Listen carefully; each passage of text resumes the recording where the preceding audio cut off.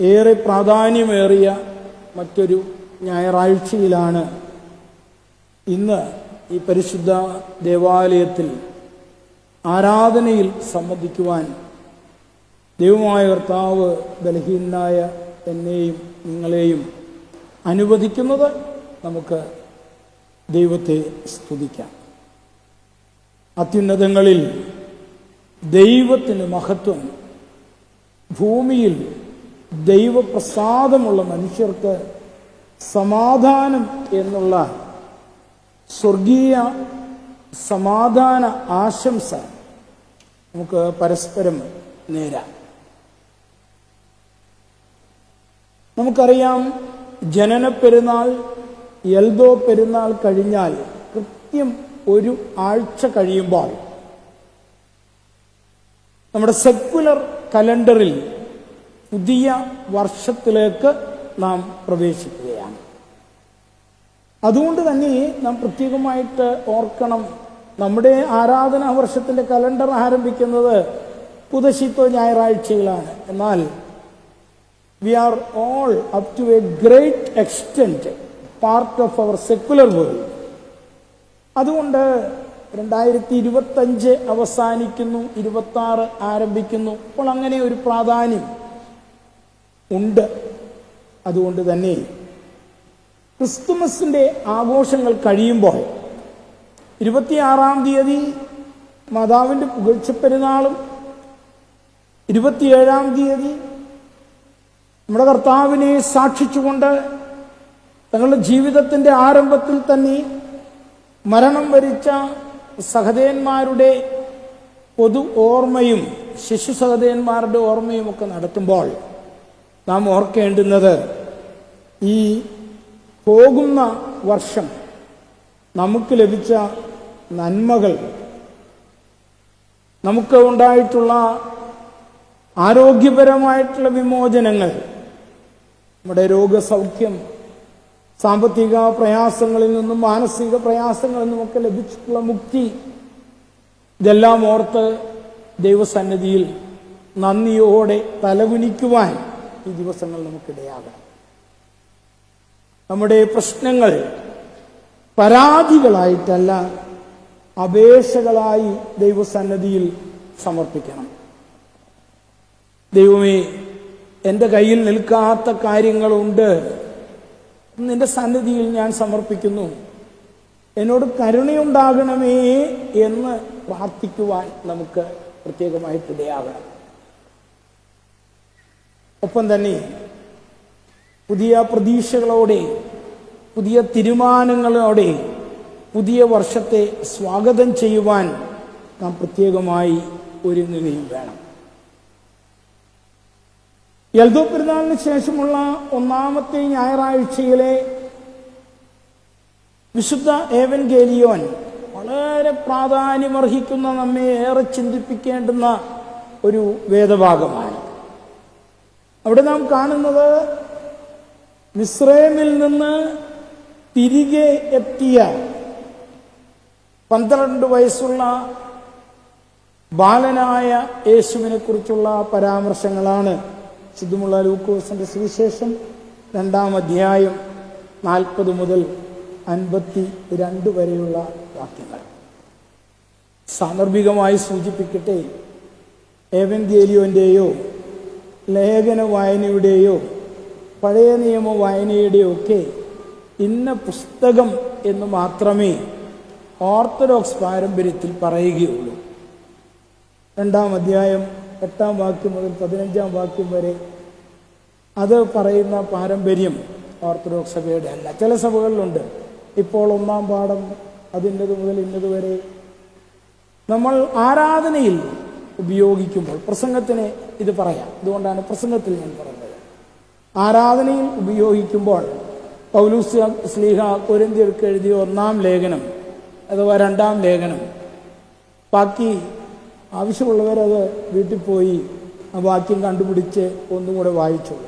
മാത്രവുമല്ല, ലക്ഷണറി തലേ ദിവസം വൈകിട്ട് തന്നെ വായിക്കുന്ന ഭാഗങ്ങൾ എന്താണ് എന്ന് വീട്ടിൽ നിന്ന് ഒരാവർത്തി വായിച്ച് ദേവാലയത്തിൽ വരണമെന്നാണ് നമ്മുടെ പിതാക്കന്മാർ, മാത്രമല്ല എൻ്റെ ഉൾപ്പെടെ മാതാപിതാക്കൾ പഠിപ്പിച്ചിരിക്കുന്നത്. ശനിയാഴ്ച വൈകിട്ട് മറ്റൊരു പരിപാടിയില്ല, ഞായറാഴ്ചയ്ക്ക് വേണ്ടിയുള്ള ഒരുക്കങ്ങളാണ്. ആ നല്ല കാലമൊക്കെ കഴിഞ്ഞുപോയി എന്ന് അറിയാഞ്ഞിട്ടല്ല, എന്നാൽ അവിടെ ഇന്ന അധ്യായം ഇന്ന വാക്യം എന്ന് പറയുന്ന ഒരു രീതി നമ്മുടെ ഒരു പൗരസ്ത്യ പാരമ്പര്യത്തിലില്ല എന്ന് ഒന്ന് ഓർപ്പിക്കുകയാണ്. പ്രസംഗ സമയത്ത് അതൊക്കെ പറയാം.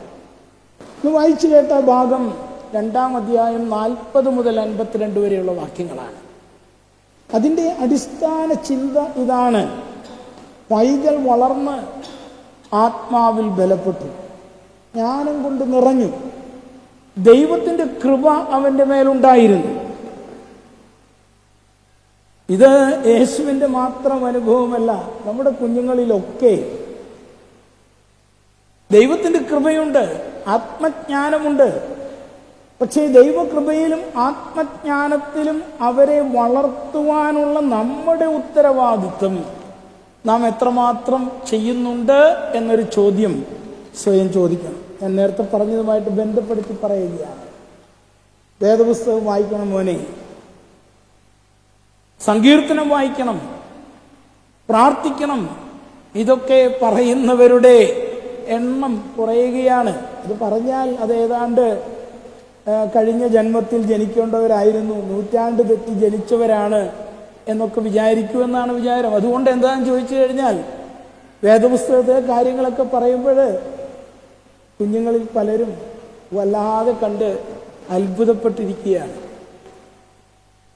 ഇവൻ പൈതൽ ആത്മാവിൽ ബലപ്പെട്ട് വളർന്നു. അപ്പോഴാണ് ഒരു ബന്ധുമിത്രാദികളൊക്കെ എല്ലാ വർഷവും യെരുശലേമിൽ പോകും. 12 വയസ്സുള്ള കുഞ്ഞിനെയും കൂട്ടി അവൻ്റെ മാതാപിതാക്കൾ, സംരക്ഷകൻ വളർത്തച്ഛൻ ആണ് യൗസേപ്പ്, അമ്മ മറിയം, ദേവാലയത്തിൽ പോയി കാഴ്ചയൊക്കെ അർപ്പിച്ച് തിരിച്ചു പോരുമ്പോൾ മകനെ കാണുന്നില്ല. അന്വേഷിച്ച് തിരിച്ച് ചെന്നപ്പോൾ എന്താണ് അവിടെ സംഭവിക്കുന്നത്? അവൻ ഉപദേഷ്ടാക്കളുടെ നടുവിലിരുന്ന് അവരിൽ നിന്ന് കേൾക്കുകയും അവരോട് ചോദിക്കുകയും ചെയ്യുകയായിരുന്നു. ശ്രദ്ധിച്ചുകൊണ്ടിരുന്നവരെല്ലാം അവൻ്റെ ജ്ഞാനത്തെയും വചനങ്ങളെയും കുറിച്ച് വിസ്മയിച്ചു. മാതാപിതാക്കൾ അവനെ അത് കണ്ട് അവരും വിസ്മയിച്ചു. 12 വയസ്സുള്ള ബാലൻ അതിമനോഹരമായി വേദശാസ്ത്ര ദർശനങ്ങളെക്കുറിച്ച് യഹൂദ പണ്ഡിതന്മാരോട് തർക്കിക്കുന്ന ചിത്രം. എന്താണത് കാണിക്കുന്നത്? ദൈവപുത്രൻ അവരെ പഠിപ്പിക്കുകയാണ്. അവരിതുവരെ കേട്ടിട്ടില്ലാത്ത പല കാര്യങ്ങളും പല വ്യാഖ്യാനങ്ങളുമാണ് അവനിൽ നിന്ന് കേൾക്കുന്നത്. മറ്റ് സുവിശേഷകരും ഇത് പറയുന്നുണ്ട്. അവർ ചോദിക്കുന്നുണ്ട്, ഇവൻ ഇത്ര ജ്ഞാനം എവിടെ നിന്ന് കിട്ടി? ഇത് നമ്മുടെ റാബിമാരാരും പഠിപ്പിക്കുന്നത് കേട്ടിട്ടില്ലല്ലോ എന്ന്. ഇവിടെ ഞാൻ ഒരു ഗ്രന്ഥകർത്താവിനെ ഓർക്കുകയാണ്. അദ്ദേഹം ജീസസ് ലിവ്ഡ് ഇൻ ഇന്ത്യ എന്ന് പറഞ്ഞൊരു പുസ്തകം എഴുതിയിട്ടുണ്ട്. ആ പുസ്തകത്തിന്റെ എല്ലാ ഭാഗങ്ങളൊന്നും നമുക്ക് വിശ്വസിക്കാൻ ഒന്നും പറ്റുകയില്ല. പക്ഷെ ചില നിഗമനങ്ങൾ നല്ലതായിട്ട് എനിക്ക് തോന്നിയിട്ടുണ്ട്. സാന്ദർഭികമായിട്ട് പറഞ്ഞതുകൊണ്ട് അദ്ദേഹത്തിന്റെ പേര് ഇപ്പോൾ എനിക്ക് ഓർക്കാൻ ഒക്കുന്നില്ല. ഓർക്കുകയാണെങ്കിൽ പറയാം. അപ്പൊ അദ്ദേഹം പറയുന്നത്, ഇവിടെ നാം കൂട്ടി വായിക്കേണ്ടത്, ഈ മകനെയും കൊണ്ട് ഈജിപ്തിലേക്ക് ഓടിപ്പോയി. ദീർഘകാലം അവർ ഈജിപ്തിൽ താമസിച്ചു. അതിനുശേഷമാണ് നസ്രയത്തിൽ വന്ന് പാർക്കുന്നത്. ഈജിപ്തിൽ താമസിച്ച സമയത്ത് ഈജിപ്തിലെ അലക്സാന്ദ്രിയയിലെ അലക്സാണ്ടർ ദ ഗ്രേറ്റ് സ്ഥാപിച്ചിട്ടുള്ള മതസംവാദ സെന്ററുകൾ ഉണ്ടായിരുന്നു. അവിടെ ബുദ്ധമതവും ജൈനമതവും മറ്റ് പൗരസ്ത്യ മതങ്ങളുമൊക്കെ അവരുടെ സന്യാസ ആശ്രമങ്ങൾ സ്ഥാപിച്ചിട്ടുണ്ടായിരുന്നു. ഇതൊക്കെ ചരിത്രത്തിൽ തെളിവുള്ള കാര്യങ്ങളാണ്. അദ്ദേഹത്തിന്റെ നിഗമനം, അവിടെ അവരോട് തർക്കിച്ചുകൊണ്ട് പൗരസ്ത്യ തർക്കശാസ്ത്രം അദ്ദേഹം പഠിക്കുക എന്ന് പറഞ്ഞാൽ യേശുവിനൊന്നും പഠിക്കേണ്ട ആവശ്യമില്ല. എന്നാൽ ദൈവീകമായി തൻ്റെ അറിവിനെ അവർക്ക് പകർന്നു കൊടുക്കുവാനും അവരുമായിട്ടുള്ള സംവാദത്തിൽ നിന്ന് പുതിയ പുതിയ കാര്യങ്ങളെ ഉൾക്കൊള്ളുവാനും അത് യഹൂദന്മാരെ പഠിപ്പിക്കുവാനും സാധിച്ചിട്ടുണ്ടാകാം എന്ന് ചില ആളുകൾ പറയുന്നത് ശ്രദ്ധയിൽപ്പെട്ടിട്ടുണ്ട് എന്ന് ഓർപ്പിച്ചു എന്ന് മാത്രമേ ഉള്ളൂ. ഏതായിരുന്നാലും വിസ്മയനീയമായ വിധത്തിൽ യഹൂദന്മാർ അതുവരെ കേട്ടിട്ടില്ലാത്ത അത്ഭുതമേറിയ കാര്യങ്ങൾ അവൻ പഠിപ്പിക്കുകയായിരുന്നു. അപ്പോഴാണ് മാതാപിതാക്കൾ വന്നിട്ട്, മോനെ എന്ത് പണിയാ കാണിച്ചേ, നീ എന്താ എവിടെ ഇരിക്കുന്നേ? അവരോട് ചോദിക്കുന്ന മറുപടി ഏറെ രസകരമാണ്. എൻ്റെ പിതാവിൻ്റെ ആ ഭവനത്തിൽ ഞാൻ വസിക്കേണ്ടതല്ലേ? നിങ്ങൾ എനിക്ക് സാങ്കേതികമായി അമ്മയാണ്, അപ്പനാണ്, ഒക്കെയാണ്. എന്നാൽ I am ultimately the son of the created father. ഞാൻ എൻ്റെ പിതാവിൻ്റെ ഭവനത്തിലാണ് ഇരിക്കുന്നത്. അവിടെ ഇരുന്ന് പഠിപ്പിക്കുക, ശുശ്രൂഷിക്കുക, അനേകരെ സഹായിക്കുക.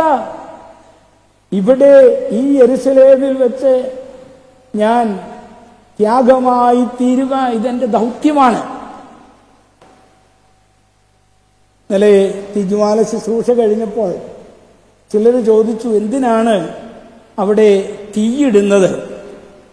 പ്രത്യേകിച്ച് ഞങ്ങളുടെ കുന്നംകുളം പാരമ്പര്യത്തിൽ ഒരു മനുഷ്യരൂപം പോലെ, അഥവാ നമ്മൾ നോക്കുമ്പോൾ ഒരു കുരിശാകൃതിയാണ് കുരുത്തോലകൾ കൊണ്ട് കെട്ടിവെച്ചിട്ട് അതാണ് ദഹിക്കുന്നത്. അപ്പൊ ചിലർ ചോദിച്ചത്, കുരിശിനെ എന്തിനാ കത്തിക്കുന്നത്? ഞാൻ പറഞ്ഞു കൊടുത്തു, ഇത് കുരിശിനെ അല്ല, മനുഷ്യരൂപമാണ് പ്രകാശിക്കുന്നത്. ബത്ലഹേമിൽ കണ്ട ശിശു ഗോകുൽത്തായിൽ നമുക്ക് വേണ്ടി സമ്പൂർണമായി ത്യാഗമായി തീരുവാനുള്ളതാണ്. അവന്റെ പ്രകാശം, അവന്റെ ദഹനം, അതിൽ നിന്നാണ് നാം വെളിച്ചം കാണുന്നത്. ദഹനം എന്ന പദവും ദൻഹോ, ഉദയം എന്ന പദവും വളരെ അടുത്ത് നിൽക്കുന്ന ഒരേ ആശയമുള്ള പൗരസ്ത്യ പദങ്ങളാണ്. ഭാരതീയവും ഒന്ന് അരമായയും. സ്ഥാനഭയത്താൽ ഞാൻ ദീർഘിപ്പിക്കുന്നില്ല. അതുകൊണ്ട് ഞാൻ എൻ്റെ പിതാവിൻ്റെ ഭവനത്തിൽ ഇരിക്കേണ്ടതല്ലയോ എന്നുള്ള യേശുവിൻ്റെ ചോദ്യം നമ്മിലും ആവർത്തിക്കേണ്ടതുണ്ട്. നാം എപ്പോഴും പിതൃഭവനത്തിൽ ആയിരിക്കാൻ, നമ്മൾ എവിടെയൊക്കെ യാത്ര ചെയ്താലും ഏതൊക്കെ സാഹചര്യങ്ങളിൽ വസിച്ചാലും ഞാനും എൻ്റെ പിതാവും ഒന്നാകുന്നു എന്ന് പറയുന്ന ആ തത്വത്തിൽ, ഞാൻ എൻ്റെ പിതാവിൻ്റെ ഭവനത്തിലാണ്, അവിടെയാണ് ഞാൻ വസിക്കുന്നത്, അതിൽ നിന്നാണ് ഞാൻ പ്രാപിക്കുന്നത്, അതിൽ നിന്നാണ് എൻ്റെ ജ്ഞാനാർജനം നടക്കുന്നത് എന്ന് പറയുവാൻ നമുക്ക് ഓരോരുത്തർക്കും ഇടയാകണം. അപ്പോഴാണ് ക്രിസ്തു ജന്മം, ക്രിസ്തുവിൻ്റെ മനുഷ്യാവതാരം, ദൈവത്തിൻ്റെ പുത്രാവതാരം ഒരു യാഥാർത്ഥ്യമായി തീരുന്നത് എന്ന് നാം ഓർക്കണം. ഒരു കാര്യം കൂടി ഞാൻ സൂചിപ്പിക്കട്ടെ. നമ്മൾ മാധ്യമങ്ങളിലൂടെയൊക്കെ ഈ ദിവസങ്ങളിൽ ക്രിസ്തുമസിനെ എതിർത്തു എന്നും ക്രിസ്തുമസ് നടത്തുന്നിടത്തൊക്കെ ചില ബഹളങ്ങൾ ഉണ്ടാക്കിയെന്നും അതുകൊണ്ട് ആകെ നമ്മളൊക്കെ പ്രതിസന്ധിയിലായി എന്നുമൊക്കെയുള്ള വിധത്തിൽ അതിൽ കുറേ യാഥാർത്ഥ്യമുണ്ട്. എന്നാൽ അതിനെ പർവ്വതീകരിച്ചും ഒക്കെ കുറേ വാർത്തകൾ വരുന്നുണ്ട്. അവിടെ എനിക്ക് ഓർപ്പിക്കുവാനുള്ളത് ഇതാണ്: അങ്ങനെ ആരെങ്കിലും ഒന്നോ രണ്ടോ ക്രിസ്മസ് കൂട് കത്തിക്കുകയോ ക്രിസ്മസ് ട്രീ അതിനെ എതിർക്കുകയോ അല്ലെങ്കിൽ കരോൾ സംഘത്തെ വിരോധിക്കുകയോ ഒന്നും ചെയ്തുകൊണ്ടൊന്നും ക്രിസ്തു ജനനമെന്ന യാഥാർത്ഥ്യം ഒരിക്കലും ഇല്ലാതാവുകയില്ല. ചരിത്രത്തിലെ ഒരു സംഭവം, അത് ഭാരതത്തിലല്ല, മുസ്ലിം രാഷ്ട്രങ്ങളിലല്ല, ഏറ്റവും ശക്തമായ അക്കാലത്തെ ക്രൈസ്തവ രാഷ്ട്രങ്ങളിലൊന്നായ ഇംഗ്ലണ്ടിൽ 1644 ഉണ്ടായത്. അവിടെ ക്രിസ്തുമസ് രാജദ്രോഹ കുറ്റമായിട്ട് പ്രഖ്യാപിച്ചു. കരോള് നടത്തുക, അതുപോലെ തന്നെ ക്രിസ്മസ് ആഘോഷങ്ങൾ നടത്തുക, ഇത് തെറ്റാണ് അങ്ങനെ ചെയ്യുന്നവരെ അറസ്റ്റ് ചെയ്ത് തുറങ്കലിൽ അടയ്ക്കുന്ന ഒരു കാലഘട്ടം ഉണ്ടായി 1644. ഒലിവർ ക്രോംവെൽ എന്ന് പറയുന്ന ഭരണാധികാരിയാണ്. ഇത് കാരണം ഇതായിരുന്നു, അദ്ദേഹം ക്രിസ്ത്യാനിയാണ്, പക്ഷെ പ്യൂരിറ്റാനിക് ക്രിസ്ത്യൻ എന്ന് പറയും. എന്ന് പറഞ്ഞാൽ ഏതാണ്ട് നമ്മുടെ ഒരു വിടുതൽ പ്രസ്ഥാനമൊക്കെ അതിൽ നിന്ന് വന്നു. അതായത് ഒന്നും ചെയ്യാൻ പാടില്ല, കരഞ്ഞുകൊണ്ടിരിക്കണം, ആഘോഷങ്ങൾ പാടില്ല, വിശുദ്ധ കുർബാനയിൽ പോലും വീഞ്ഞുപയോഗിക്കാൻ പാടില്ല, അതെല്ലാം നമുക്ക് നിഷിദ്ധമാണ്. അതുകൊണ്ട് ഈ ക്രിസ്മസ് ഇങ്ങനെയൊന്നും ആഘോഷിക്കാൻ പാടില്ല, ക്രിസ്മസ് എന്ന് പറഞ്ഞുകൊണ്ട് നടത്തുന്ന പരിപാടികൾ ക്രിസ്തു വിരുദ്ധമാണ് എന്ന് പറഞ്ഞുകൊണ്ട് അത് നിയമമാക്കി അന്നത്തെ ബ്രിട്ടീഷ് പാർലമെന്റ്. ചരിത്രം വായിച്ചാൽ നിങ്ങൾക്കറിയാം. ഏതാണ്ട് 16 വർഷം കഴിഞ്ഞപ്പോൾ ചാൾസ് രണ്ടാമൻ രാജാവ് അധികാരത്തിൽ വന്നപ്പോഴാണ് ക്രിസ്തുമസ് വീണ്ടും അവിടെ ആഘോഷിക്കാൻ തുടങ്ങി. ഞാൻ എന്തിനു സൂചിപ്പിച്ചെന്ന് ചോദിച്ചാൽ, കുറച്ച് കാലത്തേക്കോ അല്ലെങ്കിൽ ആരെങ്കിലും കുടില ബുദ്ധികളായിട്ടുള്ള ആരെങ്കിലും ഒന്ന് വേണ്ട എന്ന് പറഞ്ഞതുകൊണ്ട് ക്രിസ്മസ് ഇല്ലാതെയാവുകയില്ല. ഒപ്പം തന്നെ നമ്മൾ ഒരു കാര്യം ഓർക്കണം, ഏത് ഉത്സവമായാലും ഏത് സെലിബ്രേഷനായാലും അതിൻ്റെ പേരിൽ സമൂഹത്തെ ഉപദ്രവിക്കുന്ന തരത്തിൽ ഉള്ള കാര്യങ്ങൾ ഉണ്ടാകാൻ പാടില്ല. എല്ലാവരും ഒരു ചെണ്ടയെടുത്ത് അല്ലെങ്കിൽ ഒരു തകരപ്പാട്ട എടുത്ത് അതിന് മുകളിൽ 2 അടിയടിച്ച് രാത്രി മുഴുവൻ നടന്ന് എല്ലാ വീട്ടിലും ചെന്ന് കാശ് പിരിക്കുകയാണ്. അത് പള്ളിയിൽ നിന്നോ ഒന്നുമല്ല പലപ്പോഴും പോകുന്നത്. അപ്പം അങ്ങനെയുള്ള ക്രിസ്മസ് കരോൾ സംഘങ്ങളെ നിരുത്സാഹപ്പെടുത്തുകയും വേണം. അത് മറുവശത്ത്. എന്നാൽ ഈ വിധത്തിലൊന്നും ക്രിസ്തുമസിനെയോ ക്രിസ്തുവിനെയോ ഇല്ലാതാക്കാൻ ഒക്കുകയില്ല. കൂട്ടത്തിൽ ഓർപ്പിക്കുവാനുള്ളത്, ഞാൻ ദീർഘകാലം നോർത്ത് ഇന്ത്യയിലും ഇന്ത്യക്ക് പുറത്തും ജീവിച്ചിട്ടുള്ള വ്യക്തിയാണ്. യേശു ക്രിസ്തുവിനെ ആദരിക്കുന്നവരാണ് അവിടെ ബഹുഭൂരിപക്ഷം പേരും. നോർത്ത് ഇന്ത്യ ആകെ കുഴപ്പമാണ്, ഗുജറാത്ത് ആകെ കുഴപ്പമാണ്. ഇതൊക്കെ കേരളത്തിലെ മാധ്യമ സൃഷ്ടിയും രാഷ്ട്രീയ സൃഷ്ടിയുമാണ്. എന്നെ ഏറെ ആദരിക്കുന്ന ആളുകളാണ്, വൈദികരെ ഏറെ ആദരിക്കുന്ന ആളുകളെയാണ് ഞാൻ അവിടെ കണ്ടിരിക്കുന്നത്. അപ്പം അതിനിടയ്ക്ക് ആരെങ്കിലുമൊക്കെ 1-2 പേരുണ്ടാകാം. അതൊക്കെ ചില താല്പര്യങ്ങൾക്ക് വേണ്ടിയാണ്. അത് വെച്ച് നാം ആരെയും വിലയിരുത്തരുത്. അവരെല്ലാം നമ്മുടെ കാലിൽ വന്ന് വണങ്ങുന്ന ആളുകളാണ്. നമ്മുടെ എല്ലാ ദേവാലയങ്ങളിലും ക്രിസ്മസ് ദിവസം ആയിരക്കണക്കിന് ആളുകൾ വന്ന് അവിടെ ഉണ്ടാക്കിയിട്ടുള്ള പുൽക്കൂടുകളും നക്ഷത്രങ്ങളും ഒക്കെ കാണുകയും ഒപ്പം തന്നെ എല്ലാവർക്കും കേക്ക് കൊടുക്കും. അത് സ്വീകരിച്ച് പ്രാർത്ഥിച്ച് പോകുന്നവരാണ് ബഹുഭൂരിപക്ഷം ആളുകൾ.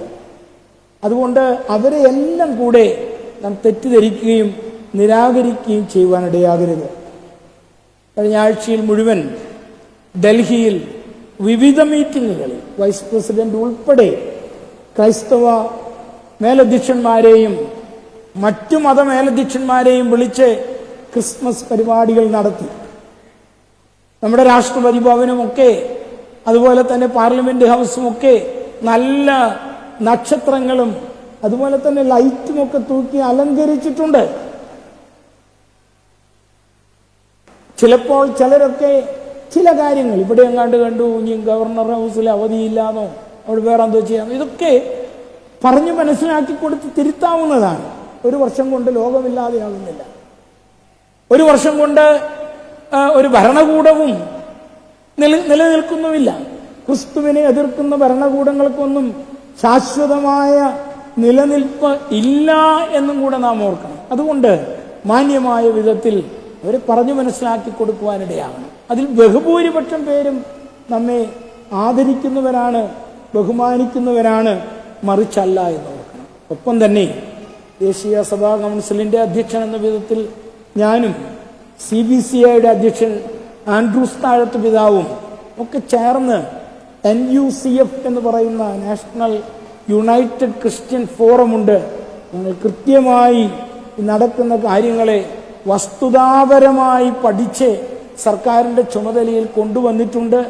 അത് വേണ്ടതുപോലെ പരിഗണിക്കാമെന്നുള്ള ഉറപ്പ് കിട്ടിയിട്ടുണ്ട്. തെറ്റ് ചെയ്തിട്ടുള്ളവരെ നിയമത്തിൻ്റെ മുൻപിൽ കൊണ്ടുവരാമെന്ന് പറഞ്ഞിട്ടുണ്ട്. ഛത്തീസ്ഗഡിൽ കന്യാസ്ത്രീകളെ ഉപദ്രവിച്ചവരെ അവർ കൃത്യമായി അവരുടെ മേൽ കേസെടുത്തിട്ടുണ്ട്. അല്ലാതെ എല്ലാ അനീതിയും നടക്കുന്ന ഒരു രാഷ്ട്രമാണ് ഭാരതം എന്നാരും തെറ്റിദ്ധരിക്കേണ്ടതില്ല. അതുകൊണ്ട് പ്രാർത്ഥനാപൂർവം ഈ കാര്യങ്ങളെ വീക്ഷിക്കുകയും നിയമം നമ്മളായിട്ട് കയ്യിലെടുക്കേണ്ട, അതിന് ചുമതലപ്പെട്ടവരുണ്ട്, അവരുടെ ശ്രദ്ധയിൽ കൊണ്ടുവരികയും യേശു ക്രിസ്തുവിൻ്റെ ധന്യനാമം മഹത്വപ്പെടട്ടെ എന്ന് എല്ലായ്പ്പോഴും പ്രാർത്ഥിക്കുവാൻ ഇടയാവുകയുമാണ് ചെയ്യേണ്ടത് എന്ന് ഓർപ്പിക്കുന്നു. ഇപ്പോൾ ധൂപപ്രാർത്ഥന നടത്തിക്കൊണ്ട് ഈ കുർബാനയുടെ പൂർത്തീകരണത്തിലേക്ക് കടന്നു വരാം. ദൈവത്തിൻ്റെ പരിശുദ്ധാത്മാവ് നമ്മെ എല്ലാവരെയും വാഴ്ത്തി അനുഗ്രഹിക്കുമാറാകട്ടെ.